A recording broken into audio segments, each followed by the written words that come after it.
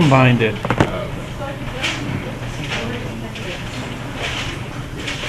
All right, we'll talk about electrolytic cells today.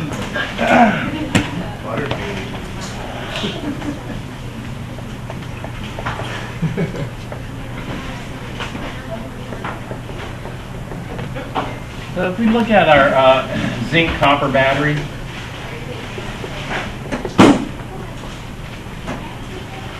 some Zn2 plus over here.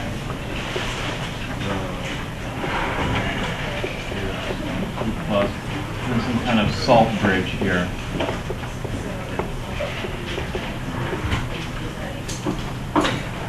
The electrons are going to flow from the anode to the cathode. In other words, they're going to flow left to right from the battery like this. And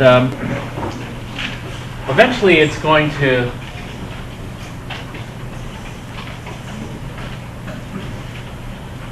become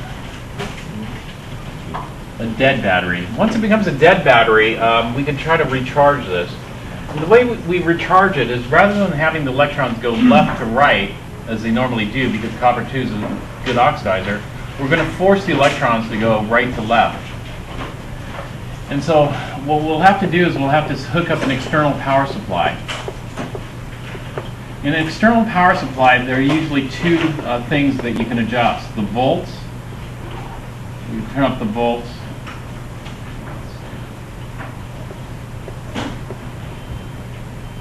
and the amps. Volts and amps. So as we turn up the voltage, what happens is that puts a positive charge on this side of the power supply and a negative charge on this side here. And so if there's a strong enough positive charge on the right side, then that's going to draw in electrons into the power supply. So the power supply is trying to pull electrons from this electrode. And so what we're going to have over here is oxidation. And the species with the highest oxidation potential will be oxidized.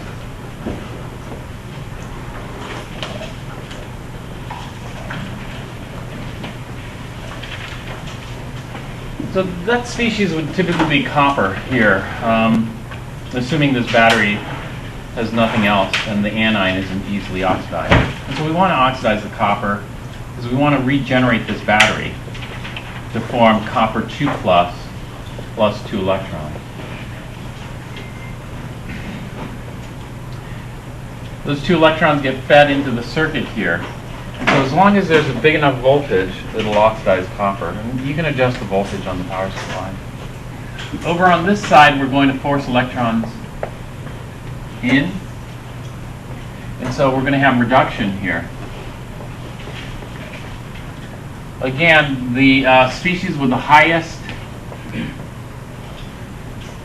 reduction potential is reduced. And so hopefully the species that has the highest reduction potential, zinc, to give us zinc solid. But we have to be careful because sometimes we have reactions that we don't want taking place just because of the potentials. And so this electrode, what would we call it here? This was originally the cathode. And so on a battery, you know what where you mark the terminal of the cathode with the plus sign or with the minus sign? With the plus sign. And so originally this terminal is the red terminal with the plus sign. And so we hook up the red terminal on the power supply with the red terminal on the battery. But when we do that and then turn on the power supply, is this terminal still the cathode? No, because oxidation occurs at the anode. And so when we recharge this, it switches. So we recharge, this becomes the anode. Should we change the sign? That is, should we get some white out and white out the little plus on the battery and replace it with a negative? No. I mean, the sign's permanently marked on the battery, so you don't bother changing the sign. But when you're recharging it, it should really now be the negative. So we're hooking up the positive of the power supply to the negative of the battery, but then the negative is where we're getting the current, the electrons being pulled in. But we just leave it like this. So the red goes to the red, and recharge it. Over here, this originally was the anode, and so the anode's marked permanently with a black negative. But now, when we recharge it, it will be the cathode.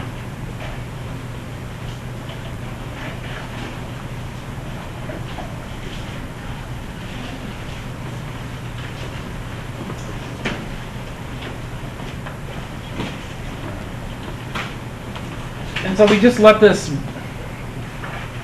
operate for a while, and eventually we'll have a fully charged battery. But how long do we need to operate this for, and what kind of voltage do we need? Well, naturally the electrons want to flow in this cell. You know, the original cell has a voltage of 1.1 volts. When we reverse it and do this, we're going to get a non-spontaneous reaction. So the original cell was this, but now the reactions that we want will have a cell voltage of negative 1.1 volts. And so that means in order to force the electrons to go backwards and make this reaction occur here, we have to put a voltage greater than 1.1 volts. Yeah, there's something called an overpotential. An overpotential just means you have to put more voltage than the thermodynamic minimum, because there could be an activation barrier that you have to overcome.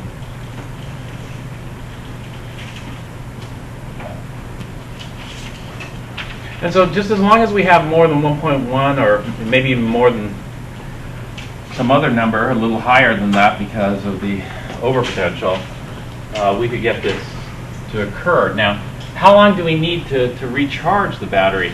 Well, how long we need to recharge, we can get from the amps. It depends on the current or the amps.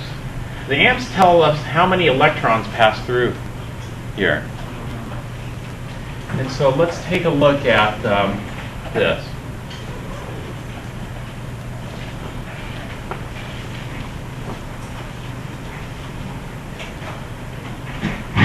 Erase part of this here.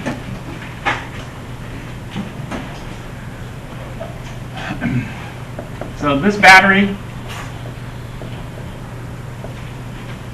was allowed to recharge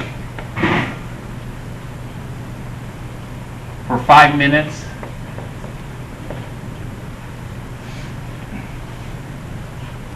At a current of 100 milliamps for at a current of 100 milliamps and say 3 volts.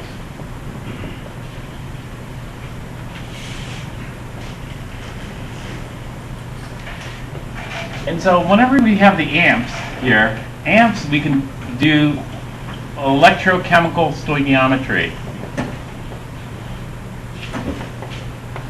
In other words, just plain old stoichiometry. And we could do stoichiometry for an electrolytic or a voltaic. It doesn't matter. It's just with a regular battery we can measure the current as well.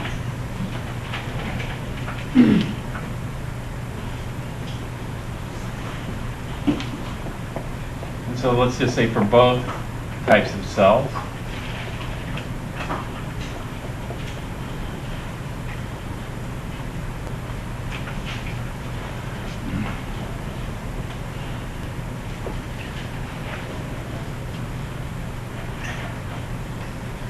How much,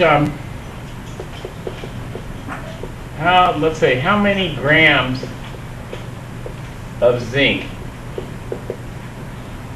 is, let's say, plated onto the zinc electrode? And so what we're doing is we're just regenerating the zinc electrode, and we're repopulating the copper-2 solution with copper-2 ions. And so for stoichiometry, we start off with some fixed quantity, let's say 5 minutes. Now amps, what 1 amp is defined as 1 coulomb of charge per second. You know, electron, do you know how many coulombs an electron has? How many coulombs of charge? Not much. It's like 10 to the minus 19 coulombs per electron worth of charge. Do you know how much charge a mole of electrons has? A mole of electrons has a lot. In fact, a mole of electrons has 96,485 coulombs worth of charge per mole of electrons. And so what we can do is we can relate the coulombs, the charge, to the number of electrons. And so eventually we'll want seconds. So what I'm going to do here is I'm going to convert 5 minutes into seconds. And then I'm going to use this. We have 0.100 coulombs worth of charge per second. And so this would be 100 milliamps. And then I'm going to use Faraday's constant. That is, 1 mole of electrons has 96,485 coulombs worth of charge. So this is the Faraday. And then I'm going to use a little bit of electrochemical stoichiometry, and that is, for every mole of zinc that's plated as a solid, I need 2 moles of electrons. Where I get this is from the half reaction, because the half reaction that we want is Zn2 plus Aq plus 2 moles of electrons yields Zn solid. And then I need the molar mass of zinc, which is 65.39. 65.39 grams of zinc per mole of zinc. And so let's see, does everything cancel? Minutes, seconds, coulombs, electrons, zinc, grams of zinc. Yeah. And so that should tell us how many grams of zinc a plate. The voltage, all we need, 3 volts, it just has to be greater than 1.1 or some other cutoff if we know the overpotential. All right, so this is recharging a secondary battery. Electrolytic cells are also used to generate high energy chemicals. And so let's take a look at another example of an electrolytic cell here.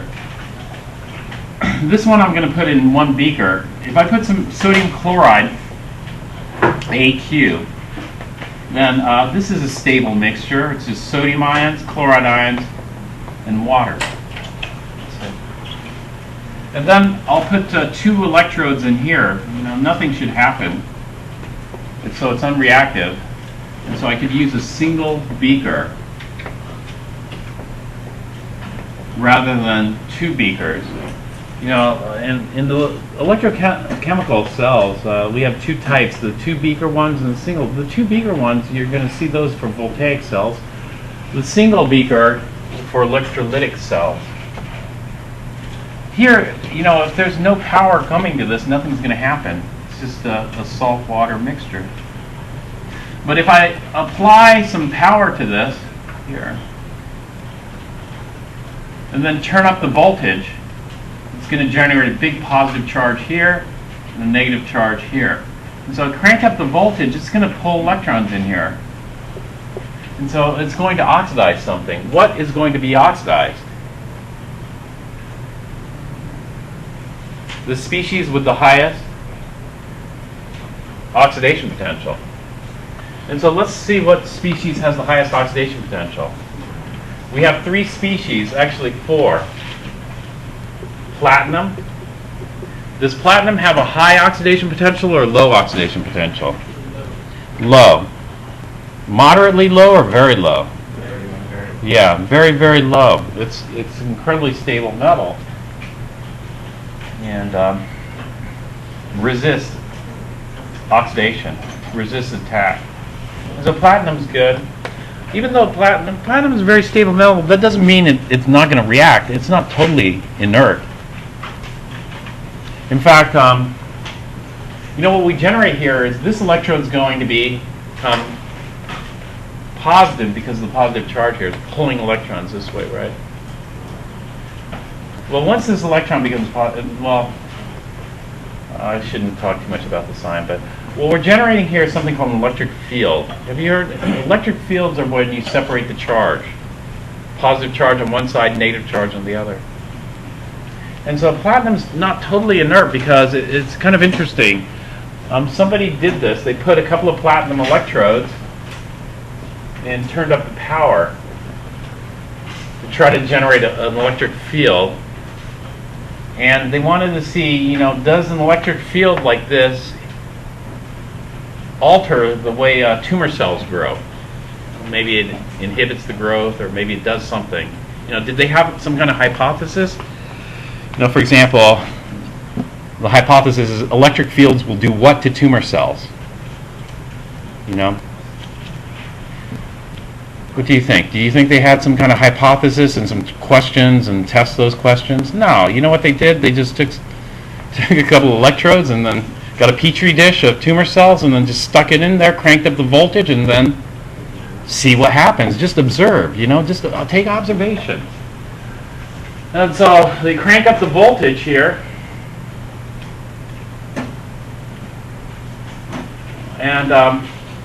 And what they saw was something very unusual. What was unusual was the platinum started reacting with what was in the petri dish.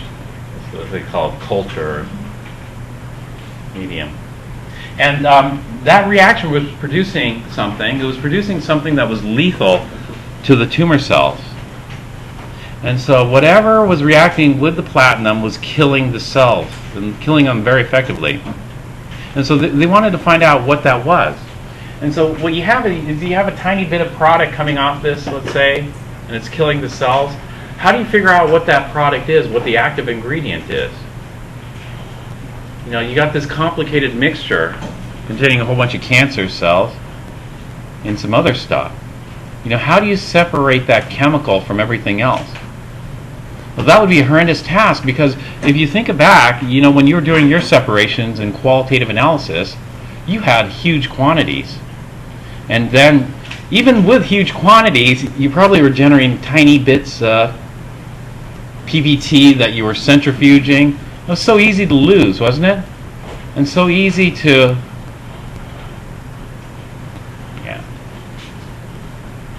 miss. So how do you do that? Well, that's an incredibly difficult challenge. There are some sophisticated ways of separating, but they took another way, which is really an interesting way of doing things, because that was too technically challenging. So what did they decide to do?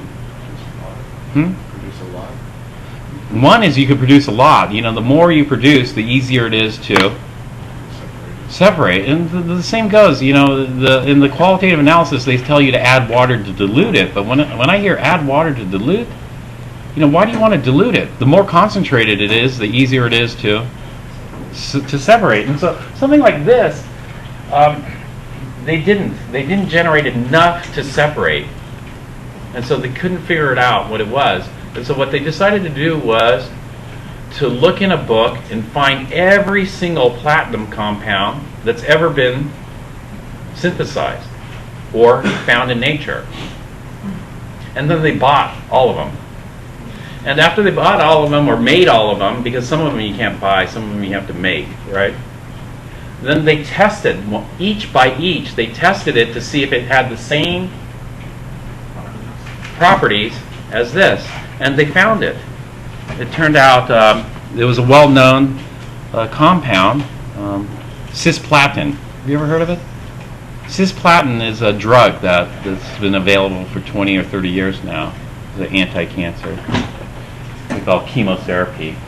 It's one of the big success stories for anti-cancer drugs, and still in use today. And so, platinum has an extremely low oxidation potential, right?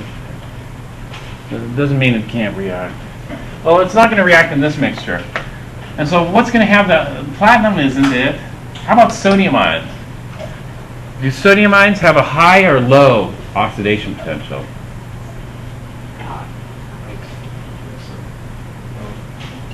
Low. How low? If you were to say, and try to be as quantitative as possible, how low is sodium ions oxidation potential? Be a little bit more descriptive than just say low.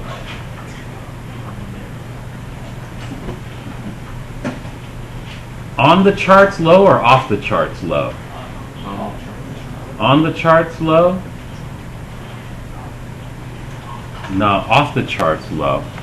The oxidation potential for sodium ions should be below that of fluoride. Fluoride's at the bottom, minus 2.87. The sodium ion should even be lower than that, because sodium ion, to become oxidized, forms sodium 2 plus. I see a lot of sodium 2 plus, but only in like Chem 4, you know. But in Chem 1A, do you see much of this? Hopefully not. On some occasions I might see it. But is plus 2 a common charge for sodium ions? No, why not? You're ionizing a core electron. You know, typically ionization energy for a core electron compared to a valence electron is like 10 times bigger. And so you're talking a tremendous amount of energy to ionize a core electron. And so this is why the oxidation potential for sodium ions should be off the charts. We wouldn't even consider it because it's so low. And so that leaves us with water or chloride. And so over here we're going to oxidize what? Oxidize the species with the highest oxidation potential.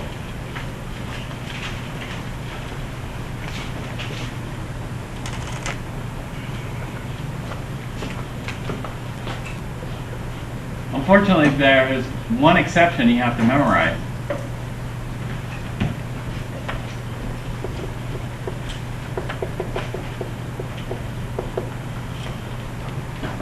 The one exception you have to memorize is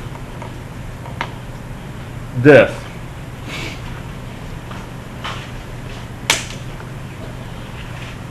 The oxidation potential for water is greater than the oxidation potential for chloride, which says to do what? Well, it says that we should oxidize water. But what happens is the kinetics comes around. You know, thermodynamics is just looking at the total energy as a state function.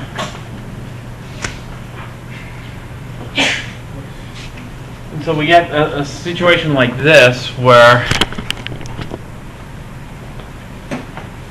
thermodynamically it should be easier to oxidize water. And so that means that water, you know, when we oxidize it, we start off here, and then we got to oxidize it, we go up here. So we start off with water, and we end up, when we oxidize water, we form O2 gas. So I'll just put 1.5 O2 gas up here, plus 2 H pluses. And so we oxidize, well, it's going to go up in energy there. Whereas if we were to oxidize chloride and have the same starting point, well, it's going to cost us a little bit more energy here to form chlorine. But that's just looking at the initial state and the final state. What we also have to look at is the path, you know, the mechanism. In other words, the activation barrier. When we look at that, then we think about oxidizing chloride. Oxidizing chloride has a fairly low activation barrier because chloride just has one electron, the outermost electron, that's going to be plucked off in the outermost orbital. So an oxidizer comes along, takes the electron from the outermost orbital here. Whereas water, when you oxidize water, you got to pluck those electrons off the oxygen, which is like oxide here. And we're breaking bonds and we're forming new bonds. And so this is a much more complicated procedure. Here it's just simply hey, strip the electron off the chloride, you're done. Basically. Here you got to break bonds and form new bonds and do all kinds of stuff. And so when we look at the activation barrier here versus here, which one is going to be an easier result to achieve? CL2 is going to be an easier result to achieve, but you don't get as much energy payoff. You know, CL2 pops up and then drops down here, pops up way up but drops way down here. And so usually we think about path of least resistance. You know, like for example, what would you rather have? Would you rather have $5 now or $5.25 a year from now? Well, you could, if you wait a year from now, you could have an extra 25 cents. Plus inflation. Okay, let's make that $6. What would you rather have, $5 now or $6 a year from now? $6 a year from now? Well, you guys are very good. Yeah. I heard on the radio, though, when I was driving once, that most people will take the path of least resistance, right? Just take the 5. Well, I guess nature does this too, because this is so. Here, this is the only exception, this one, and so unfortunately you have to memorize this. And so rather than oxidizing water, water's oxidation potential is like minus 0.8 volts. Chloride is like minus 2 volts. And so water seems a lot easier to oxidize than chloride. But what happens here is the chloride will become oxidized to form chlorine. The chlorine gas will bubble out, and then 2 electrons will be fed into the power supply. Here. Of course, we have to have enough voltage. This positive charge has to be big enough to strip those. All right, those 2 electrons are going to be forced out over here, and we're going to reduce something. What should we reduce? We're going to reduce the species with the highest reduction potential. And so we look, how about platinum? Does platinum have a high reduction potential? I mean, you could give electrons to platinum, but think about giving 1 electron to every single platinum atom in there. Then it becomes a bit too much, right? And so platinum is going to be fairly low. How about sodium ions? Yeah, sodium ions you could give electrons to. And then chloride. Does chloride want another electron? No, so chloride would be off the charts low. How about water?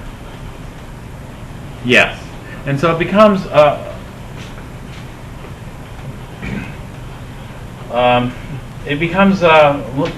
actually a matter of just looking up the reduction potential for sodium ions and comparing it to water. And so which one has a higher reduction potential? It turns out that it's water. Water has a higher reduction potential. One way you can think about this is that if sodium ions got the electron, then we'd form sodium metal. Is sodium metal and water a stable mixture? No. That's fine. And so here, it's going to be the water. And the reaction here is that the water will go 2 waters, will give up 2 electrons, or actually no, take 2 electrons, we're reducing it. Take 2 electrons to form H2 gas, and also we got to form some hydroxide, 2 hydroxides. And so the reaction that happens at this electrode is this. Waters become reduced. So 2 H2 liquids plus 2 electrons goes to H2 gas plus 2 hydroxides. Okay, over at this electrode, the chlorides become oxidized. So chloride yields chlorine plus 2 electrons. So those are 2 half reactions. We can calculate the potential for this. You know, the cell potential for this is going to come out negative. And the cell potential is just going to equal the reduction potential for water plus the oxidation potential for chloride. This comes out as a negative number, which means it doesn't happen spontaneously. You have to force it to happen. The way you force it to happen is by using the power supply. And so if this comes out negative 1.3 volts, well, then we go positive 1.3 volts and beyond to get over any kind of activation bump we might have. And so this way we can produce hydrogen and chlorine. But is hydrogen and chlorine a good mixture?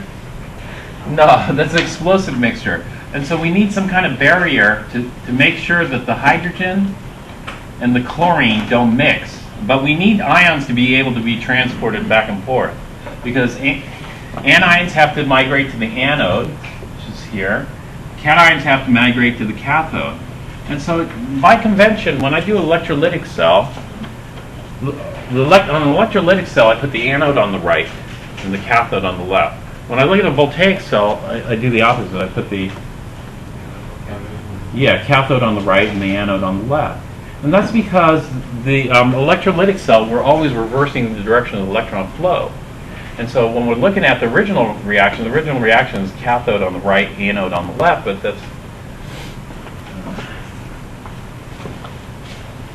changed.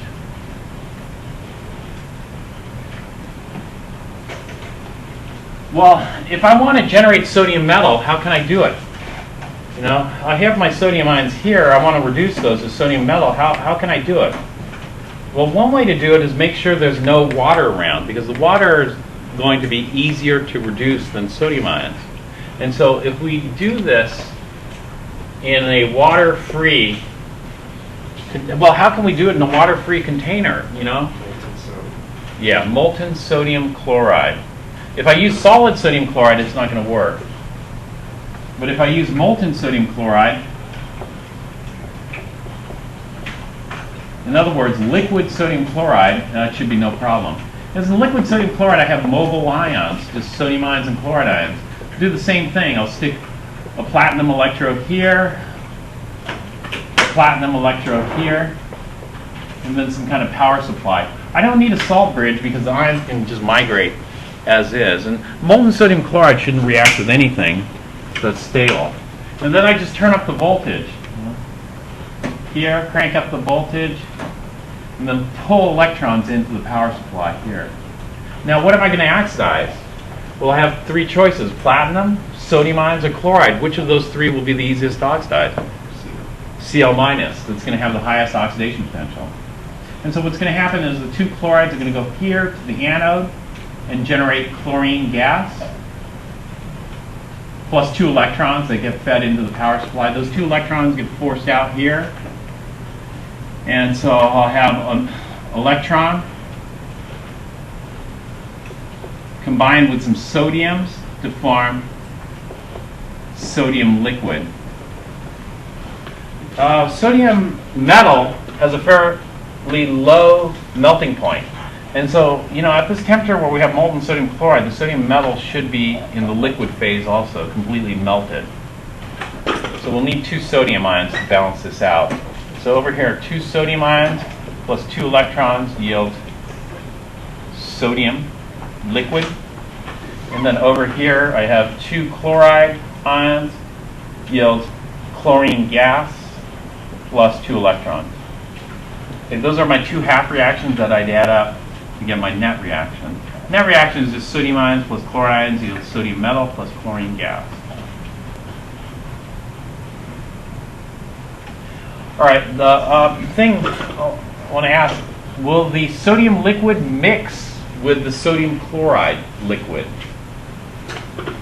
Is sodium liquid soluble in liquid sodium chloride?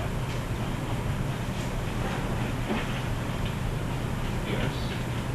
Okay, the answer to this, it would be the same as this, oil and water. Is oil soluble in water? No. The reason is oil is nonpolar, water is polar. And so we look, sodium chloride, molten, polar or nonpolar? Extremely polar. It's extremely polar because water just has a partial positive and partial negative charge. This has a full positive, full negative charge. So extremely polar. Liquid sodium, polar or nonpolar? It's nonpolar. The sodium atoms have no charge. And so what happens is liquid sodium and liquid sodium chloride don't mix. And so which one's more dense? Well, it turns out sodium chloride is more dense than sodium, so the sodium floats up to the surface and will spread out up here. But do you want liquid sodium to mix with chlorine gas? If you had liquid sodium mixed with chlorine gas, do you know what you're going to get? An explosion. And so what you have to do is you have to have a little wall here that penetrates down a little bit so that none of this liquid sodium that's being generated can touch the chlorine gas. And so here, the liquid sodium is bubbling up.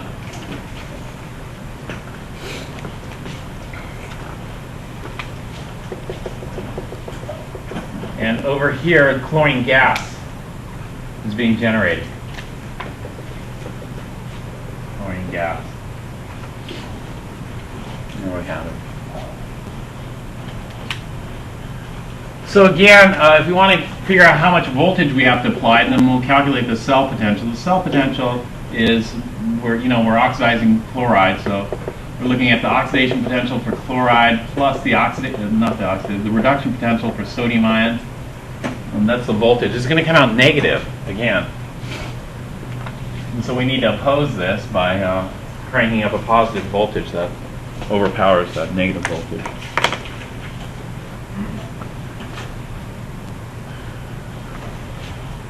All right.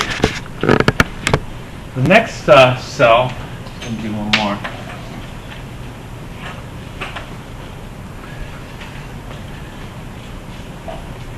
You won't actually use sodium chloride. It's like sodium and chloride are such like dangerous substances to work with. Sodium chloride ions. There's A lot of people eat that stuff. Yeah, no, but like as a battery source. It's not a battery source. Or just like This is just the feed chemicals. right. Yeah, you would use sodium chloride, molten sodium chloride. Yeah. Except it costs a lot of money to melt sodium chloride. And so in your book you see a kind of an ingenious way to keep the sodium that's produced from reacting with water by using mercury liquid. But yeah, you could use it. You could use sodium. In fact, there are things that have an even higher melting point. For example, if you wanted to produce not sodium metal, but if you want to produce aluminum metal, you can do it in an electrolytic cell like this. But you'd have to melt the aluminum ore. And do you know what the aluminum ore is made up of? A mineral called bauxite, which is aluminum oxide. And aluminum oxide has an insanely high melting point. It won't melt in a platinum furnace.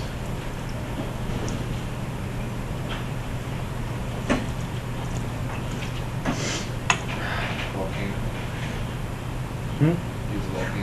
Use a volcano? No. No, but kind of they're using a volcano because they use a volcano to generate electricity. Yeah, a lot of aluminum is produced in Iceland. You know, a lot of volcanic activity. They have hydrothermal electricity, cheap electricity to make it, because they got to. They aren't going to melt the aluminum. They're going to melt cryolite. You ever heard of cryolite? Cryolite is some other mineral, and aluminum oxide doesn't dissolve in water. Why? It's highly polar. So that's a little bit of a paradox, because aluminum oxide is polar, water is polar, so why doesn't it dissolve?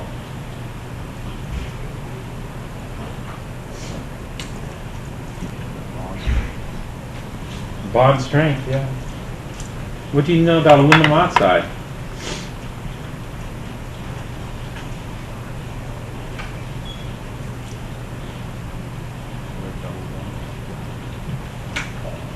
No, it has very strong ionic bonds. Why does aluminum oxide have very strong ionic bonds?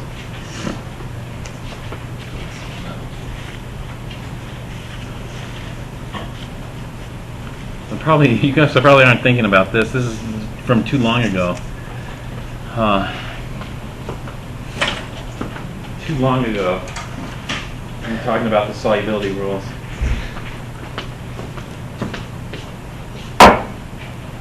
It has incredibly strong ionic bonds because aluminum is +3 and oxide is -2. That's why it doesn't dissolve. It doesn't dissolve because that bond is too hard to break.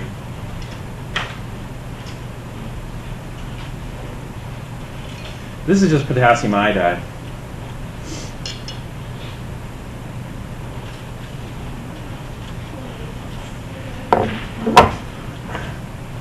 This is one way to keep the things separate. You know, you have a U-tube like this. And so the ions can go back and forth. So this kind of acts as the salt bridge, although you don't need a salt bridge. You know, these salts aren't going to react unless there's power on there. And then we don't have platinum, unfortunately, so we'll use graphite instead.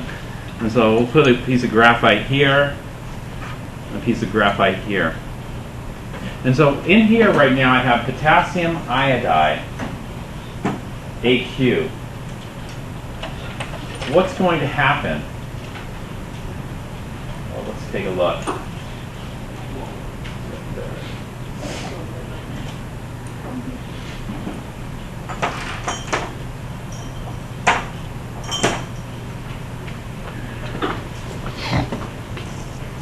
Does water still have a higher reduction potential than that? No. Is that rule of thumb just for sodium? Well, I'm sorry, does water have a higher reduction potential than potassium? Yeah. Yes. Think about, if you reduce potassium, is potassium metal stable in water? No. And so water must have a higher reduction potential. All right. Well, let's see. What should I hook up here? So I'm going to put this on the red of the power supply, which means that this is the, what terminal? Positive or negative? Positive. So the positive terminal connected on the right side or the left side? To the right side. Okay. And so I crank up the voltage. This is going to suck electrons into the power supply, right? And then I'll hook up the negative terminal here, the black, to the left side here, and it's going to force electrons in.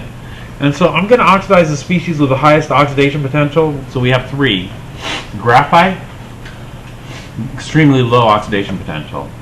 Water, or potassium, actually 4, or iodide.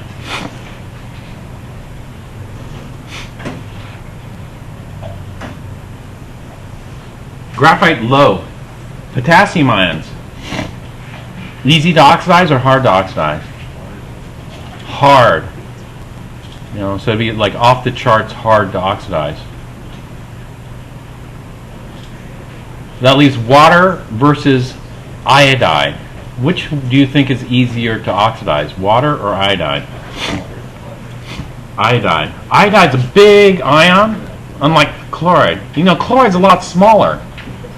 If chloride gets oxidized before water, then something like iodide, which is a lot bigger, should be even easier to oxidize, right, than chloride. And so iodide will be oxidized over here, forming iodine, I2. Over here, we're going to reduce something. So we have, we could reduce iodide. Does that make sense? No. We could reduce water, or we could reduce potassium ions. We're going to reduce water. Yeah. Okay. So I'm going to turn this on.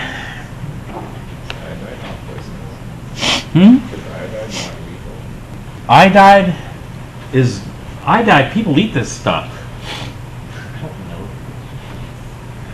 Yeah, apparently some like seaweeds are pretty high in iodide, and so you know the people who live with a lot of seafood have pretty good thyroid, and then there are people inland who eat very little marine, whatever.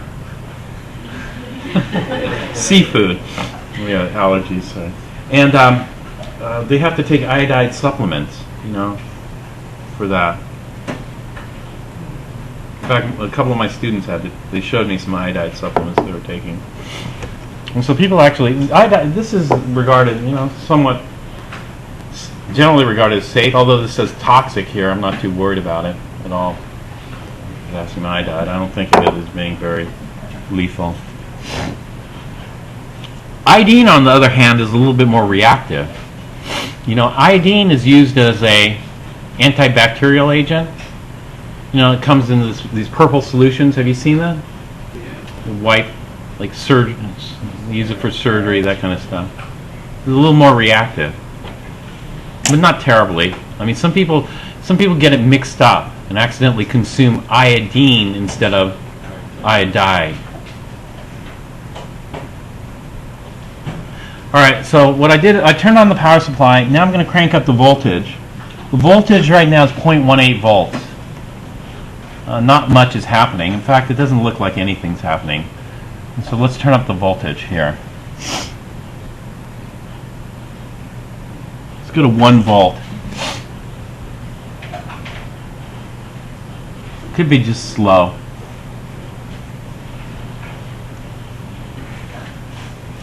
Two volts. That's still looking slow. 4, 5. This is a fancy power supply because this power supply you can adjust the current too. 6, 7, 10. So you could do this at home with 9-volt battery if we go below 9. Let's see if 9 volts is enough to do this. Yeah, it looks like we're starting to get something happening here. In fact, you could electrolyze not potassium iodide. You could electrolyze water. You know, if you electrolyze just pure water, it's going to generate hydrogen and oxygen gas with a 9-volt battery. But I'm going to turn it up. Let's go 13 volts, 15 volts.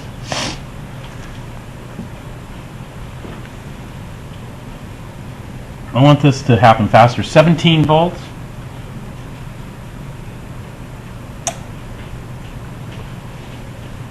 $19 volts. Let's leave it at that. 19 volts because I start to see something happening here. I forgot to add one thing.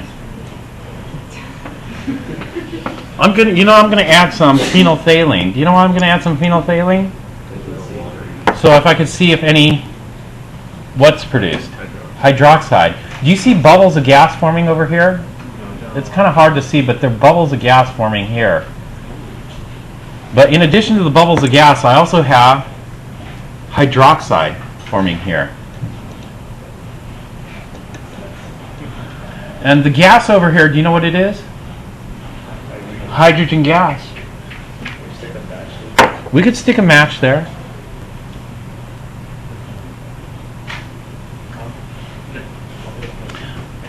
It just takes too much time. I mean, it's otherwise I would. Do you see the other electrode? Yeah. A purple stuff is forming on the surface, and when it's diluted with water, it looks brown. Do you know what that is? Iodine, I2. Iodine's purple. Although this looks purple, this is because of the phenolphthalein. The gas is colorless over here. But here you can see the purple, and well, actually it's hard to see the purple, but it's a deep purple color. It's nice. And so we're producing iodine here and hydrogen gas here using electrolysis.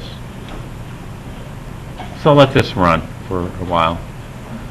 And, I'm going to stop here, and then we'll take a break and then get ready for the test.